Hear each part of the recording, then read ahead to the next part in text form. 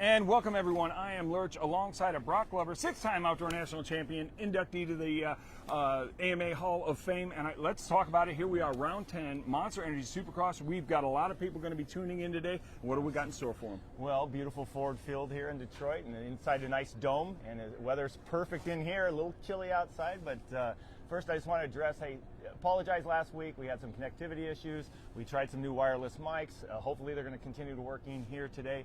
Appreciate all your time and everybody's, we don't want to waste your time logging in, but we think we fixed it all. So let's go for the Ford Field and get to see what the Detroit Supercross track's all about. You almost have to look at it as the riders on the track are trying to improve their results every single week, and that's what we're doing here. But thank you for tuning in.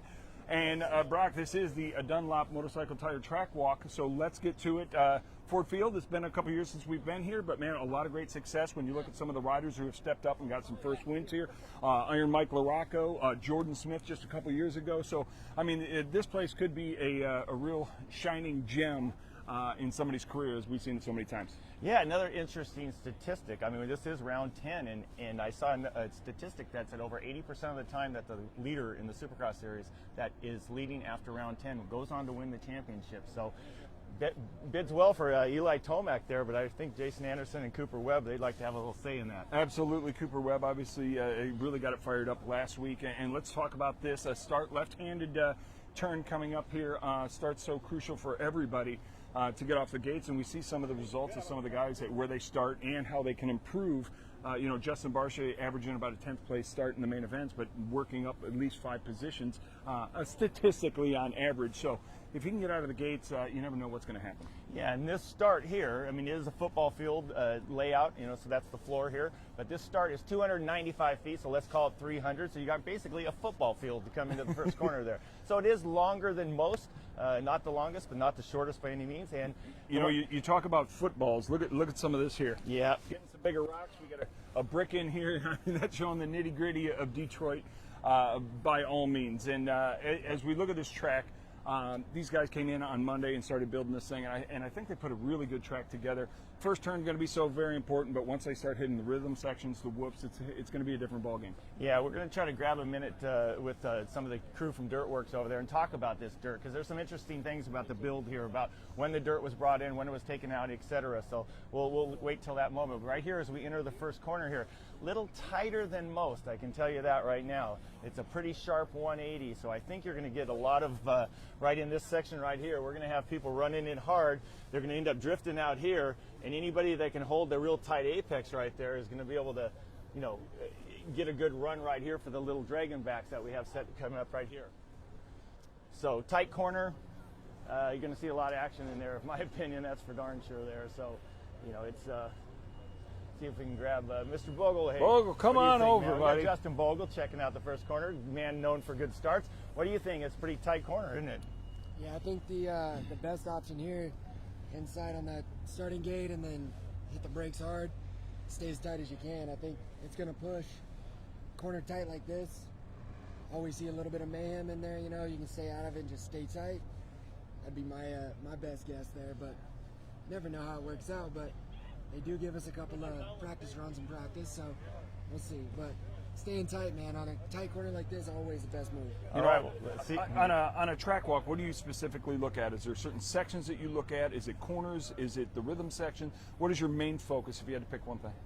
A lot of it, figuring out the rhythm sections. Most of the stuff that you see on a Supercross track, we've seen it 100 times. So we do so many laps during the week that most of it comes natural. So you're just figuring out timing and options through the rhythms, and then just checking out the dirt. There's a lot of rocks in this dirt this week, so figuring out things for tires with Dunlop and stuff for suspension with our guys. So there's things you look at. It's not so much like, oh man, we got to look at the track. It's figuring out a plan for the day, really. So I think that's the best way to go about it. Very good. I hope we get that number 19 Twisted T Suzuki up in the corner there and get it up front. So we'll watch your practice start, see where you pick. So thanks, Justin. One of the things he mentioned, you got to look at the guys behind the scenes. He talks suspension guys. You talk tire guys.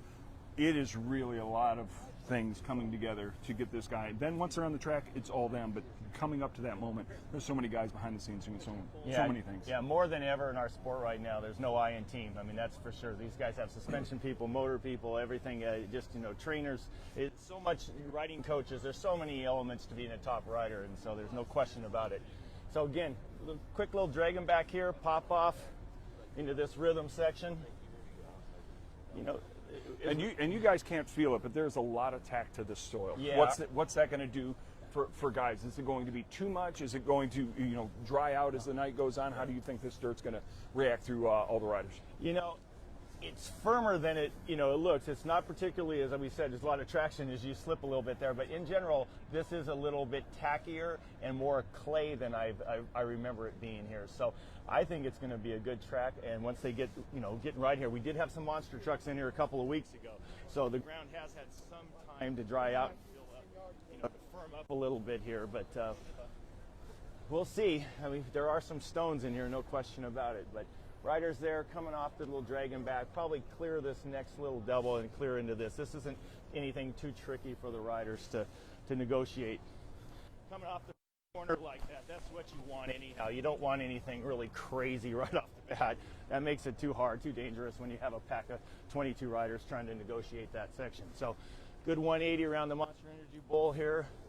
Right-hander, so your second corner here is a right-hander. And you look at it, a bigger apex to this corner. It's not a direct 180. It's sort of sweeping on this one. So I think guys are going to have a tendency to go to that bowl turn. Yeah, they are. You can see where some of the riders rode in, if we can have the camera kind of, you see where the riders were coming in on the upper outside out here on the outside corner there. No big ruts developing on press day, hitting the outside here, popping up here off of this single up onto the tabletop, and then just off the table they'll clear the knob on the outside. There's no real knob here, but they don't need it to clear that extra jump out there. So they'll be heading over the top of that. And then they'll be right behind there. You pop into your standard 64-foot triple. 64 all day long. Exactly. As Justin Vogel was mentioning, it's like these guys have ridden this track so many times on their practice track. And I mean, not this track, but just this type of a triple jump distance and layout. They know on the first lap that it's a green flag, that they can clear this no problem. They know exactly what gear to be in, how much throttle, so it's not really that much of a challenge for them. So speaking of challenge, going to negotiate this. Excuse me, sorry about that. You head up over the triple and pop off. Pretty standard. It looks so far from here, but it's 64 feet. It's these guys, they make it look so easy, but yep.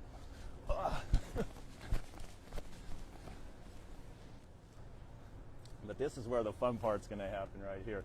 So Keaton keeping up with us really well. Man, he's in good shape holding the camera there.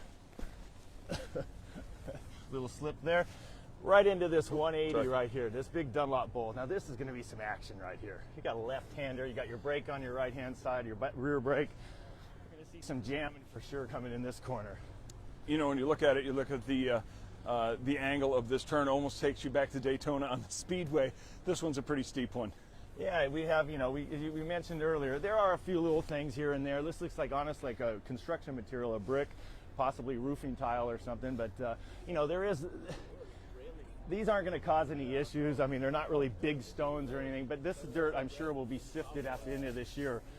Once they get, they always try to clean up the dirt as best they can. And it's an expensive and time-consuming process to be sifting all this dirt, but they do it periodically, and Ford Field, as we talked about here in Detroit, is not an annual stop. So correct. How do you feel about those, Lurch? I mean, I like them myself, but how do you feel about the events that we go to that aren't every year? Like one of the one-offs that really catches my eye, Nashville. I thought it was a great venue. Logistically bringing in or buying the dirt, since Feld owns all the dirt, could be a little tough on their end, but I kind of like a new venue here and there. So many times you see the guys that might be heading out to the West Coast events or from California, and they're like, we went to Atlanta a couple years ago, or we did this or did that. I think it really opens up for fans coming across country to hit a new venue and see how the track lays out. Yeah. I think it's a good thing. And when you look back at Detroit's history, back in the old Pontiac Silverdome days when they used to do 2 races one weekend, and they'd actually change the direction of the course. So it'd be, say, a right-hand start on Saturday, and then Sunday you'd go left-hand start. And I remember they had that one section that used to always go up into the stands. And they used to have it here. It was at the end that it used to go up there. Yeah, it was always a fun sight. So here's an interesting. We got Eli Tomac talking to his teammate. And what is his teammate doing here? We got Christian Craig here. Yeah, Christian, how you doing, what man? are you doing here? Talk to us. I'm on the other side of the fence today. Other side of the fence, huh? So what do we got going? Stands watching. So my son Jagger's racing the KTM Junior. Oh, that's awesome. That's great. Are you going to be in the stands, or are you actually? Jagger, come on over here. Show us you. All right. How are you? Number 4. Number 4. I like that number. I think I ran that once or twice in my life. That's very cool. Are you excited? Yeah. Have you ever ridden a KTM Electric 50 Junior? Yeah, you have. Yeah. What part of the track do you like the most? I like that section. That section right there. Oh, that's your dad. Your dad's influencing you. You know, your dad's probably one of the best, if not the best, rider in the whoop. So he's trying to make you like whoops, huh? Is that right? Now, do you say, Dad, let's go to the track, or does Dad say, hey, let's go to the track? Who asks who to go? Yeah. I'm trying to get him ready for this race. Oh, very good. Well, we are super excited to have you out here, and thanks for stopping and visiting with us. And good luck tonight. All right. Well, we'll be watching the number Have 4 fun, out guys. there tonight. Good luck. Well, that's pretty cool. I don't get to see 3rd generation of motocross rider. I used to take his grandfather out practicing, honestly, when he was on 85. That's crazy to think that you're getting older. No, I remember Mike Craig. Yeah, Mike Craig, the No, Stingray, you got it. When I first started going, it was the early 90s. Yep. So it was Tishner, Larry Ward were some of the big factory names. Denny Stevenson along in the mix. So, yeah, a lot. Michael he rode a Yamaha Sport, an 85cc bike, lived in my hometown, and I used to go pick him up and go practicing with myself and Rick Johnson, and all of us would go riding. It was fun.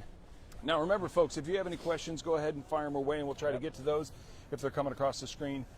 Let's take a look. This is something a little different here. We've got sort of the high, you take the high road, I take the low road up on this next corner. Yeah, we really didn't talk too much about it. It's kind of I don't call it a basic rhythm section. We did get to see a little bit of press riding yesterday. Some riders were kind of mixing it up, but when the race comes around, they tweaked a few little jumps here and there. We'll see if you're going to have double into a triple, or who's going to maybe try to quad it. But the interesting part here is the end of the corner, coming into this double elevation corner. And I'm going to go to the outside. You go to the inside and give them a better feel of it. well, it is an interesting layout, no question. As we get a little closer, you can see the outside is level with the height of this. So I would say this jump, I would call this a 4-footer actually, maybe 3 or 4 foot. It's hard to say. Inside is at almost ground level, stadium floor level. So quite a difference here. And I know there was some discussion, do they separate these 2 lanes with a tough block in the entrance? And they really have given it a lot of thought. At this time, they're going to go without for a couple of reasons. They don't think people will be jumping up onto the top. And secondly, if they do clip one of these tough blocks, they're going to roll down into the main line. So that becomes a problem. But they were just trying to come up with some sort of a fun option here, some sort of a unique way of racing 2 different lines. And you can look at the entrance to this long railing berm here. There's one on the outside. I think we're going to see some super high speeds coming out of this corner before they head back across the start. Well, there's no question if you're quadding or tripling into that, you're going to be carrying a lot of momentum. I certainly wouldn't want to bust through that 2-foot, 1-foot berm there, because that'd be a long fall to the other side. Broc, question for you. If they do take this high route, do you find them getting into this and staying in the berm, or do you see them just sort of tapping in it to readjust their line? And you could do a little earlier apex and try to accelerate down on the inside, but I think they're going to be carrying enough speed that once that outer berm kind of gets a nice rut from the tires, that section right there, I think they'll want to stay into it, and they want to be get to this. So you know what? We were talking about earlier about the track, and I think somebody we ought to ask, because I didn't drive a tractor. I didn't drive a dump I did truck, not. But I know I'm not an somebody who operator. did. So Alex from Dirtwork. What's going on? So tell us about the dirt here. Tell us all about the Detroit dirt. So it was in here 2 weeks ago for a Monster Jam, and then they loaded it all out. Took it back out of the stadium. For a wrestling match. Wow. And then we hauled it all the way back in for Supercross. So the dirt's been handled quite a bit, and I think it's in some of the best shape it's been in for Supercross. There's just just rocky. Yeah, but it's yeah. on the list to get screened for future. So. Yeah, that's an expensive process. So I'm sure you can't do it every single time, but the dirt does look tacky and a lot of traction. You know, with us being up north, was there frost in this dirt, or being in and out, it never really had time to drop down those temperatures? I know they had warmer temperatures here in Detroit last week. Yeah, it probably wasn't the greatest for Monster Jam, but I think living in here for that week and then getting brought out, and then it's only out for 5-6 days, and we brought it back in, so all the frost and stuff has kind of been settled and melted, and it's good. And we haven't got to the whoops yet. Tell us about the whoops. Everybody wants to, that seems to be the big separator this year. The whoops. Were you feeling sadistic? No. How when you built the whoops, they're not A1 or the first couple of rounds? Are they okay? It's a good fat set. Okay, good. Dozer whoops? Okay. Yep. And the choice to build them with the dozer was? They got built with the dozer. Yeah. Okay. Well, there's always reasons for one way or the other. So, perfect. Thank you for your time, Alex. And we will. Who designed this one? I did. No, there we go. All right. There we go. You said it. You should say a team effort because somebody's gonna for sure say something. Okay. Yeah. All right, Alex. Good job. Thanks, Thank Alex. you. You know, and that's an interesting process. You know, he designs it, puts it on paper, then it goes through the review process with the AMA, with Feld, with the building, because every building's a little bit different. You might have, 300 feet for the football field plus the end zones. Some of the retaining walls on this might be shorter than others. They have to leave area for Alpine Star Mobile Medical Unit to be able to get around the track.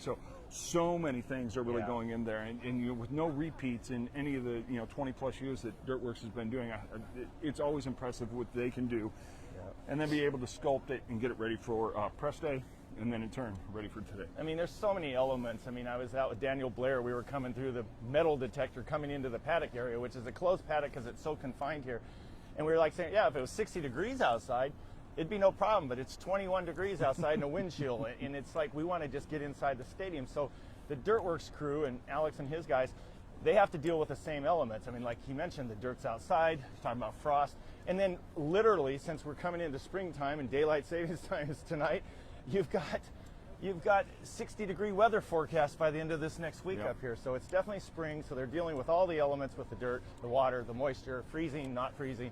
So it's a challenge. And I would never want to have their job. It's not easy pleasing everybody, all the riders, all the time. And then they had to take into, for instance, when we were in Minneapolis, it was frozen dirt. So they brought that dirt into the building, try to get it acclimated and take some of that frost out, because then you're getting soft spots as it's defrosting and sort of self-watering itself, if you will. So, yeah, those guys seriously have their hands full. That's an excellent point. And in Minneapolis, literally, there were a couple sections where the jumps Welcome, were, my friend. were thawing out. Hey, can you give us 30 seconds what you think so far on this track walk? Rocky. I can tell you that. Rocky. No, it's Lurch, not Rocky. Rocky was the other guy. No. I lose the first one anyway. Yeah, exactly. I mean, so far the track seems pretty good. I think it's going to be a good race. I mean, I'm more trying to warm myself up more than anything, coming from Florida last weekend to here. So, but I think it's going to be a good race. So far the track seems pretty fast. That far rhythm section is definitely going to be interesting. It's pretty big and beefy, so definitely can't make any mistakes there. I like the little. I think that's going to be coming to the play shelf. tonight. Yeah, the little switchback for straight, like that little line. I think that's going to be pretty cool. Do you think the preference is going to be on the high side or low side on that one, or it really depends? It really depends. Honestly, it depends on how the rut form up and stuff too. But I think by the end of the night, I think it's going to come into play with outside might have a little slingshot action. So speaking of slingshot, that's why we got here. We're going to let you go, so I know you got to walk the track, but come around here.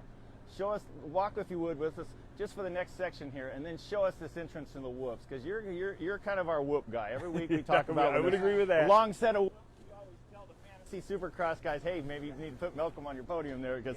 So we're coming over here. You're going to clear this, jump on top of this.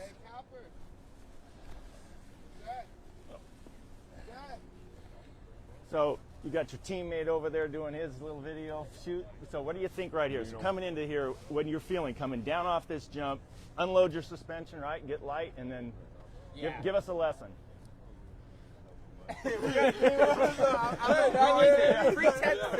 Yeah, come on, give us a lesson. Help your teammate out. Number 15, Dino, come on. Sixth gear, wide open. Long set of whoops, probably going to be in fourth gear if you can manage the shift. Nate says fifth gear. Oh, Fifth gear. man. Well, maybe fifth, guys. Yeah, okay. Nathan Ramsey, you think you're going to do fifth? Here's a man that loves this town. Pontiac Silverdome, first that's first his guy. first Malcolm. Honda. Checking out. Thanks, First buddy. on, all right, Malcolm, thanks, buddy. You're going to tell you, fourth gear, you're going to blitz, get on top, right? All right. Nathan Ramsey, your first Supercross win. Honda's first 450 four-stroke win took place right in this hometown, different stadium, but you got some fond memories here, huh? Yes. You know, this state was good to me as a pro. I made my first, like, believe it or not, night show here, and my first main event here. So not only did I win, but first, you know, it was just kind of a layout of cool things that happened, and then ultimately the 450 win was that crazy race with like eight leaders in the event. And it was, I remember it well. It's one of my favorite in all my whole 1,002 years of watching Supercross. It's truly one of my favorite races. I mean, Ricky, obviously, Carmichael had been on a big run. He looped out, and his bike's ghost ride. He's running after his bike, trying to get back on it to get back into the race. Visor hanging off, and you know, from there on, you come along and you take, you know, multiple leaders, and you take the win on the 450. And Honda was so excited. You were so excited. It was just one of those nights where to see that much excitement, it's fun for everybody. Oh, it was. I remember crossing the white flag. It was so crazy. You're kind of like, you still, even though you're in the lead, you're like, who's going to win? You know? Right. And you're racing. And I hit the white flag, and I'm like, there's no way I'm letting somebody pass. And I could hear the crowd, you know, cheering. Ricky's coming, barely could see. And I'm like, hey, there's no way somebody's passing me on this last lap. Come on, would you have taken your own teammate out for that win? Come on, you tell me yes, because you probably blocked past him. Probably yes, because he threw it away earlier, so it's my turn at that. Yeah. I'm not cleaning up another mess. I like the truth, because we know as racers, for sure you're not going to let whatever it took, even if it's your teammate. Yeah, I got you. So, Maybe not take him out, but just make sure it doesn't happen. don't right. run him a little wide in the corner. exactly. Thank you, Nathan. Thank you. I appreciate it. Good luck Now, with the Brock, team we got tonight, some man. questions coming in. Yeah, awesome. As the track breaks down and moisture comes in, does that affect tires? So as the track breaks down, That's your department. I'm not going to lie. So honestly, most of these riders out here, they've got a comfortable setup with their bike, and they've got their bikes and they're everything's so fine-tuned. Suspension, ride height, dampening. The tires do affect the suspension in an incredible amount. They're the only thing that touch the ground, the only thing that moves the motorcycle on the track. So they don't like to mess with stuff once they get there. Once in a while, you'll see them play with it a little bit, pressure a little bit here, a half a pound here, a pound here, but they don't like to change tires too often. So most of these riders, you're 10 rounds into it. We've already felt most of the conditions at all these tracks, feel, yep. and they'll stick with what they finish qualifying with. That's what they're going to run all night. And that's based off of some of the hard pack tracks that we had in, say, California compared to this year. That's pretty much the same run. And we've got a track here that's a little shorter, 1,700 foot range. We're probably going to run mid 40s for lap times, and so you're going to see 26 laps. It's a little, to me, it's a little bit too many laps, because the track, it's impossible for the Dirtworks crew to keep on top of it when you have two main events, a 250 main running 20 laps or so, and then these guys will be running 26 maybe, 27 laps even possibly. That's a lot of maintenance on the track. So sort of like the potholes that we saw come in here. Yeah. You get that many laps, that many riders Right. throughout the evening. Right. It's going to take a beating. Yeah, you could start with a brand new track, and if you've got 44 riders in the two main events doing that many laps, you're playing with 50 laps. He said they built these with the dozer, and you can actually see some of the differences here. You can see some of the blade digging in here. Right here. And also, Brock, you can notice that they're not as half-mooned. It looks like a little more taper up on this edge, and then off the backside, you're seeing that half moon that we've been accustomed to when they do build it with the front end loader. So right here, you'll see when you're doing with the dozer, it's a little harder to get the smooth transition at the bottom. But the bikes, they're skipping off the top 2 feet of these every single lap, and so they're really not dropping. These are just gutters to collect the dirt flying off the tops really of them. are. If you're down in the bottom of there, you've got some your issues day going on already there. went bad. Yeah, exactly. So, skipping off the top of these things, you can see the height difference. These are spacing's a little different too, because that one there I wasn't going to make it like I normally do. These the dozer, they maybe don't have quite the ability to make the spacing exactly the same. So that's something to watch too, because if riders used to coming across the top of each whoop at the same time, and when the spacing's a little farther, the bike has a chance to drop in there. You got to be real careful. So right into this tight Rocky Mountain ATV MC, 180 corner, got the catcher's net up there or whatever. This one's a little slick. I'm not going to the top on this one. This one they've watered pretty well. Yeah, you can see where they've actually added some water on the bottom of there, so they figured it would be a little bit dry. If they don't, a little crumbly. So you see some of this dirt here. I mean, this is like Midwestern farm dirt here. This is about as good as you can get. This reminds me of red bud or something. So it's fantastic dirt there, but we do have some clay, which is good. You want clay in Supercross tracks, keeps the dirt stuck together. And after the building's pretty much clear, these guys are actually doing preventive maintenance by putting a good load of water. That's why on some of the track walks you're seeing it work really well, and then others you're not. It all depends on the moisture retention of the soil. If it's clay, it's not going to soak in as much, and if it's that black dirt feel, then you're obviously going to get some more absorption. Yep. True dirtologists. They really do understand the dirt. Kind of a basic section. You're going to probably see some guys getting, I don't know you're going to be able to pop a triple out of that. It looks like a smaller bowl corner, but definitely a double into this. Be a full triple up to here most likely. Another rhythm section. That's what I like. You have options here as the track develops to see what they want to do here. We got Shane McElrath looking at his sections, trying to figure out what he's going to do. Yep. So, Chase Sexton wandering up there on the jump.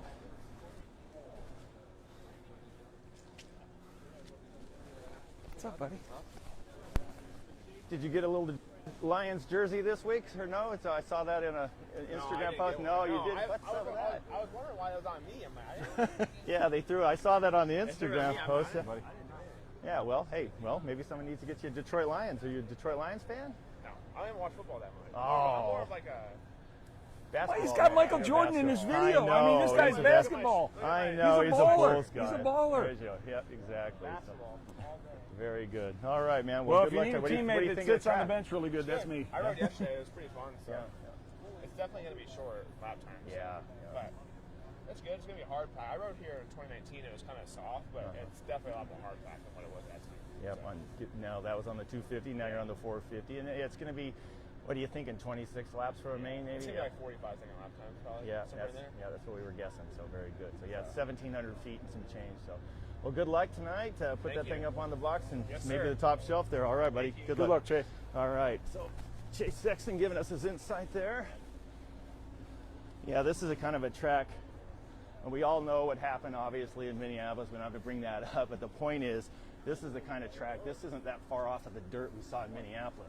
So it'd be hard to kind of rule out a guy like Chase Sexton getting up towards the front. Absolutely. You know, we saw that win in San Diego, a different style of track, but but similar, hard pack, kind of firm, yep. you know, when you took a look at the rounded amount of talent that he has from getting good starts, corners, aggressive coming into the corners, he is an all-round fantastic rider. Yeah, he gets good starts, rides well, technical rider.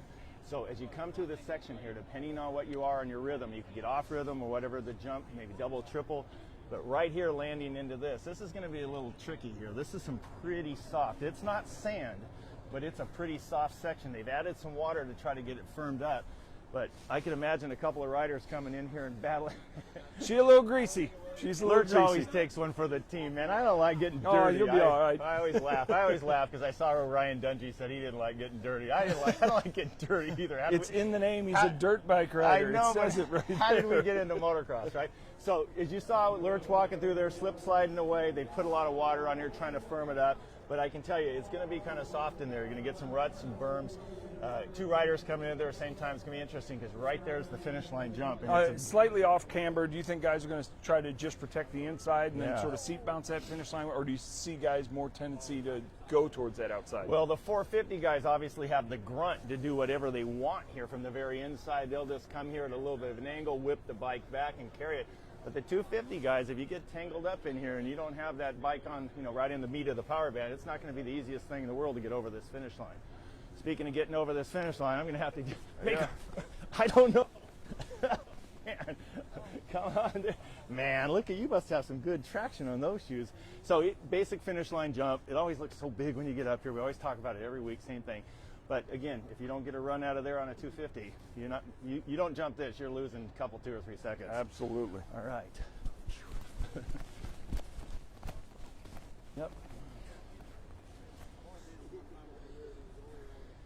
All right. right, well, we're almost coming to an end. Right here is a finish line corner. Got a knob in and out.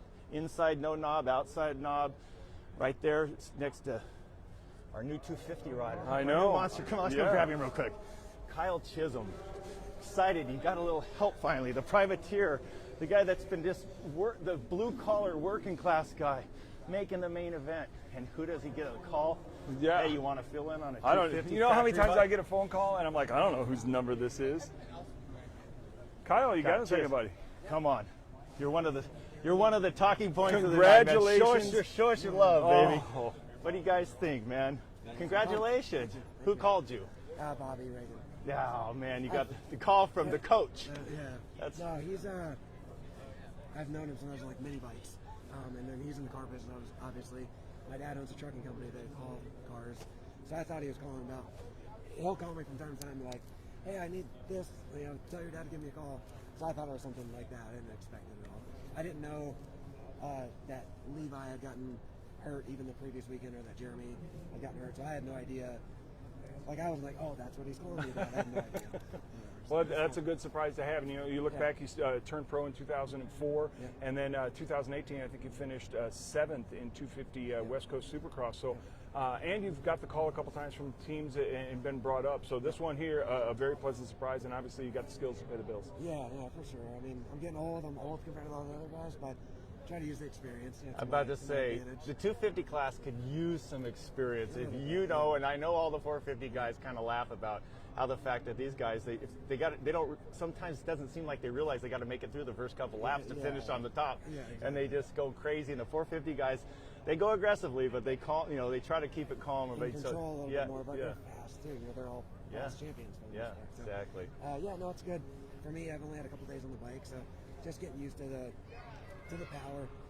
It is arguably the best 250, in the pits, and it's fast for sure. It's pretty close to my 450. I was about to say, tell us about it. Now, you were on pretty much a stock 450. Pretty much stock Yamaha 450. So if you had to put the Star Racing bike between a stock 250 and stock 450, is it leading towards the edge of the 450 as far as everything? I mean, I haven't ridden a stock 250, and I couldn't tell you when.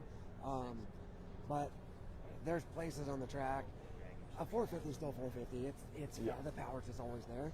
But I mean, there's places where that bike's making power, which makes good broad power for a 250. It's every bit as good as my production 450. So that makes it easy. It's still, you got to rev it a little more so it sounds different, and it's still not quite a 450. But man, when it's making that power, it's maybe better than my bike in some places. So it's just suspension. It's really How about good. suspension? Suspension's good. They run an air fork.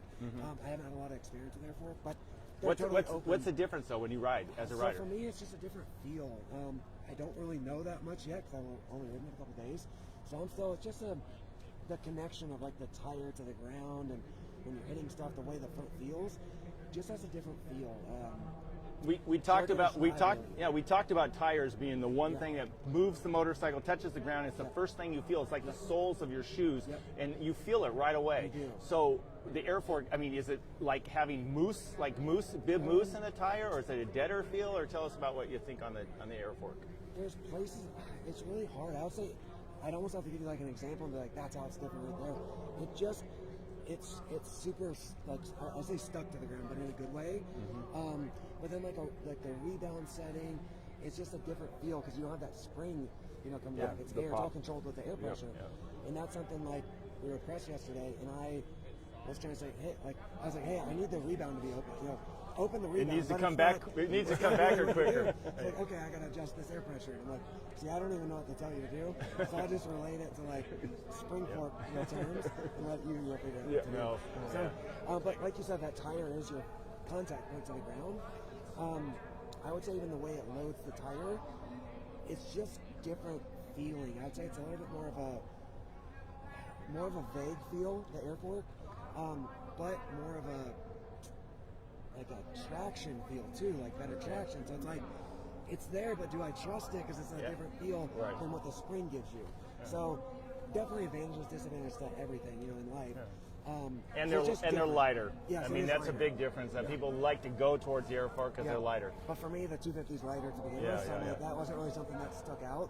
even though that is true in my experience. But the bike is just different. I got to get some time on it, and it's an awesome bike. Obviously, an awesome team to have supporting me. So. Well, we're excited. I couldn't be more excited. I mean, we're all excited for you. You're one of the nicest guys out. We all love you. And you've been a long-time friend at the Dunlop truck, and we wish you the best of luck. Thanks for your time. I really appreciate it. Thank you. That was very cool, brother. Thanks, sir. So that's nice. The number 11, get to hear from someone with a lot of experience talking about his bike, the air fork, the whole deal. So 2004 is when he started as a pro, and I talked to him yesterday, and he said 18 years. Oh, yeah, that's crazy. And then there was like I think he could count 4 times that he got bumped up to a factory filling position. Somebody got hurt. So this one here, I don't think it gets better than that. I bet he appreciates it now more than ever. So. Absolutely. So that was awesome. Got to talk to a lot of the riders. It was really cool. Malcolm and the Dirtworks crew and Chiz and the whole crowd. So, we got Jager, Craig riding. Chase Sexton was in the mix. I don't think this is a smorgasbord, if you will. A little bit of everything on this one. And, this is going to be posted to the YouTube channel, also Supercross Live, and Facebook page. And then Ride Dunlop. Make sure you check that out on Instagram. So many great ways to get the information, and I'm glad we got to bring it to him today. Absolutely, and we'll see you next week, same time, same bat channel, the whole deal from Indianapolis. Lucas Oil Stadium. We'll see you there. You got it.